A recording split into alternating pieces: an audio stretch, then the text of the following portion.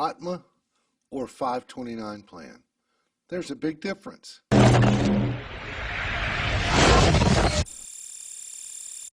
Hey, what is up? Thanks for stopping by, taking your time to watch this video.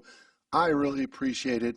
My name is Keith Wilson, hopefully here to spread a little wealth of information, set you on your path to your own personal finance journey. So today I want to talk about college savings plans, right? So if you're a parent of young children and want to start some type of savings account for them, most likely you want to earmark that for college, okay? You have some options on the type of account you set up. Now, two of those options that they really seem to be most popular are the 529 plan and the UTMA plan.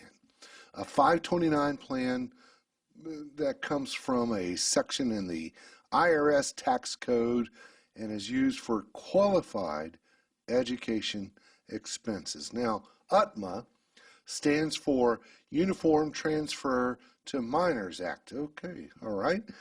Now, there are many differences between these two plans, including ownership, how taxes are treated, how flexible they are, what you could spend them on, investment options, and how they affect financial aid. So let's dive into these plans and look at the difference to help you decide which is appropriate for your child. So first up, ownership. With the 529 plan, you would own the account and your child would be the beneficiary. Now, when I say the word beneficiary, that doesn't mean you have to die before they get the funds. It just means it's for the benefit of the child.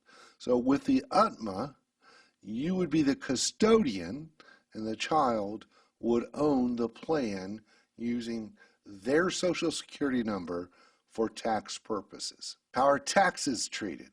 Now, contributions made into a 529 plan may be tax deductible, but it depends on the state where you live, whereas UTMA contributions, hey, they're not tax deductible. Any earnings of the 529 plan is tax-free as long as you use it for eligible education expenses. Amounts that are withdrawn that are not used for education expenses, all right, with the 529 plan, it's going to be subject to a 10% penalty on the earnings, and the earnings would be taxed at your income tax rate. In the UTMA account, any earnings like dividends and capital gains, that would be taxed at the child's tax rate, which could be very little or nothing depending on other earned income.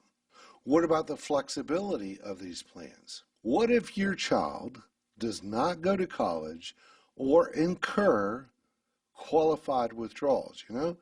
With the 529 plan, you can change the beneficiary to another child without incurring penalties or taxes.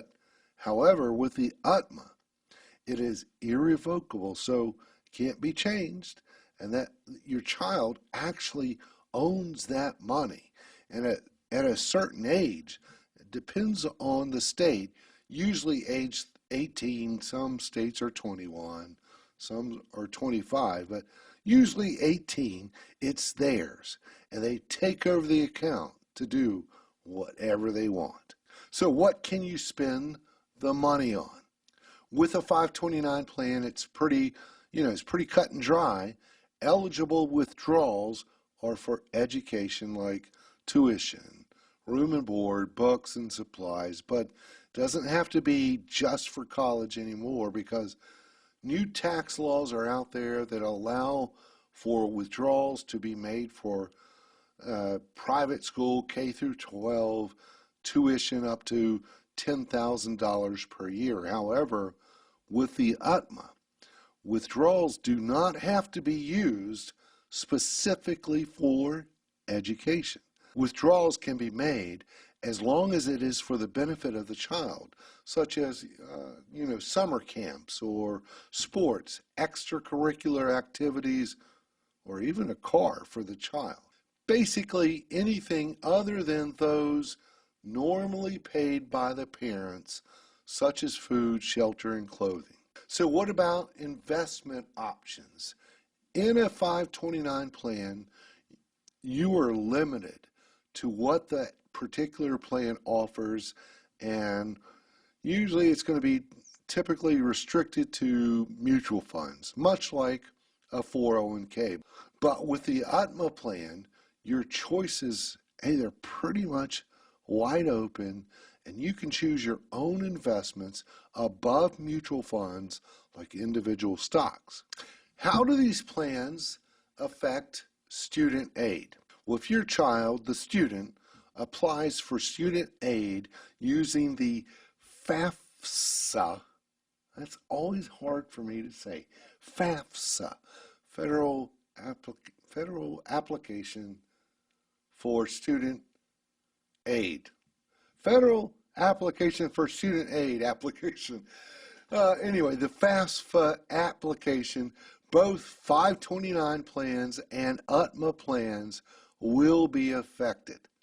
The 529 plan will be considered owned by the parent, and anything above roughly $10,000 will reduce the student's aid package up to a maximum of 5.64%. However, with the UTMA, it is counted as the student's asset and will reduce the financial aid package by 20% of the value of the account.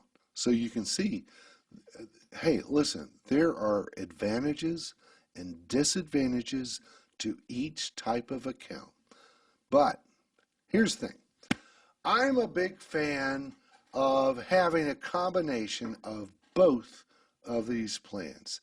But in the end, many people do not fully fund their child's education. So don't stress out that you can't, max out a college plan for hundreds of thousands of dollars. According to savingforcollege.com, the average 529 plan for 18-year-olds is less than $28,000. So it's going to come down to personal preference and the amount you are committed to contribute to these type of plans.